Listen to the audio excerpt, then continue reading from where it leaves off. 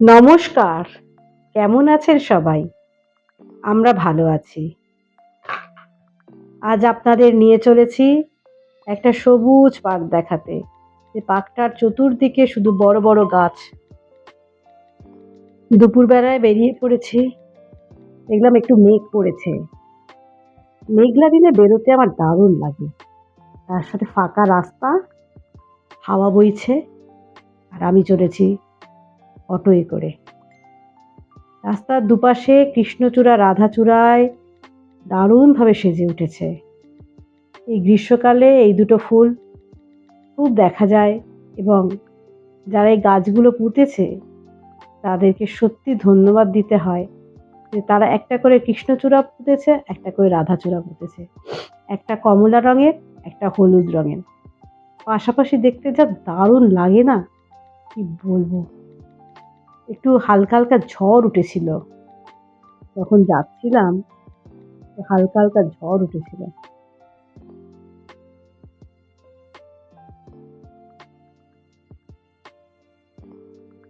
Auto ছেড়ে এবার উঠেছি টোটোয়। ঝাঁকুনিতে ছবি সব আমার কেটে গেছে। জানি আপনাদের দেখতে একটু অসুবিধা হচ্ছে। প্লিজ একটু ক্ষমা করে দেবেন। আর টোটো বড্ড লাফায়। আর এই রাস্তাটায় টোটোয় করে না গেলে না, অনেকটা রাস্তা হেঁটে, হেঁটে যেতে গেলে অনেকটা সময় লেগে যেত। এই শুরু হয়ে গেল সবুজের মধ্যে। রাস্তার দুপাশে শুধু সবুজ আর সবুজ। এখন আমরা যাচ্ছি ক্যান্টনমেন্ট এরিয়ার ভেতর দিয়ে। এই জায়গাটা খুব সুন্দর। ছোটবেলা থেকে আমার এই জায়গাটা খুব ভালো লাগে। এখানে যে বাড়িগুলো দেখবেন, রাস্তার দুপাশে যে বাড়িগুলো আছে, বাড়িগুলো সব এই উঁচু, উঁচু পাঁচিল দিয়ে ঘেরা। রাস্তা থেকে ভেতরের অংশ কিছুই দেখা যায় না। ব্রিটিশরা যখন এদেশে ছিল তখন এই বাড়িগুলো ওরা বানিয়েছে। ব্রিটিশরা চলে গেছে, বাড়িগুলো রেখে দিয়ে গেছে আমাদের জন্য। আমরাই ব্যবহার করি, ভোগ দখল করি। বাড়িগুলো খুব ভালো। এই বাড়িগুলোতেই এখন ভারতীয় সেনার বিভিন্ন রকম অফিস, হসপিটাল, ট্রেনিং স্কুল এসব আছে। আর কিছু বাড়িতে আছে স্কুল, কিছু, কিছু বাড়িতে আবার রেসিডেন্সিয়াল হয়ে গেছে। ফ্যামিলি নিয়ে লোকজন থাকে। বাড়িগুলো খুব বড়, বড়। খুব বড়, বড় ঘর, একদম ব্রিটিশ আমলে যেরকম বাড়ি হয় ঠিক সেরমই বাড়িগুলো।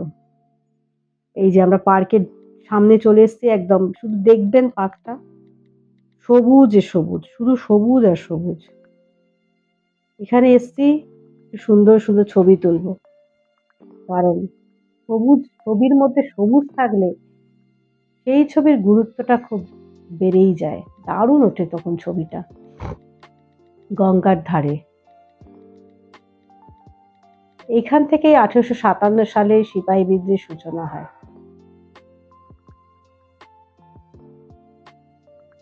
এটা একটা শিব মন্দির। ছোটবেলায় একবার এসছিলাম, খুব একটা কিছু মনে নেই, তবে বেসিকটা একই রকম আছে। একটা ঝাপসা তো থাকেই স্মৃতিতে। এই সেখান থেকেই মনে পড়লো যে বেসিক ব্যাপারটা আছে, কিন্তু এখন পার্কটাকে অনেক বেশি সাজানো গোছানো করা হয়েছে। আরো অনেক বেশি গাছ পোতা হয়েছে। বিভিন্ন রকম বাচ্চাদের খেলনার জন্য দোলনা, স্লিপ এগুলো আছে। শুধুমাত্র বাচ্চাদের আসার পরিবেশটা এখানে নেই। কারণ পরিবেশটা খুব একটা ভালো নয়। এলাকার সবাই মোটামুটি জানে এখানে পরিবেশটা খুব একটা ভালো না।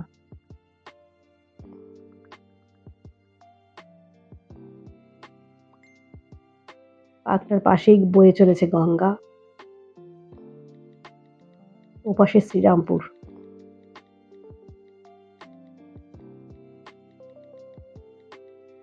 মেঘলা করেছে বলে একটু গরমটাও কম লেগেছে।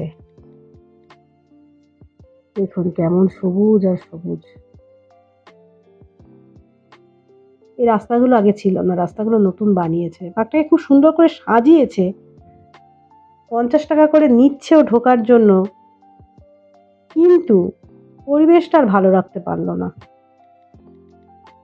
মানে আপনি ফ্যামিলি নিয়ে এসে বসে যে কিছুক্ষণ সময় কাটাবেন, ফ্রেশ এয়ারটা নেবেন, গঙ্গার ধারে বসে থাকবেন, সেটা করার মতন পরিবেশ এই পার্কটাতে নেই।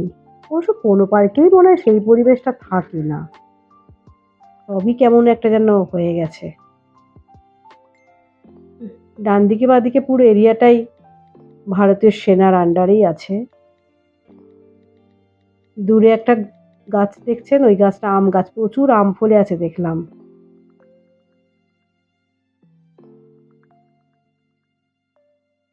ওই যে চেষ্টা করলাম তুলতে কিন্তু খুব একটা ভালো উঠল না ছবিতে।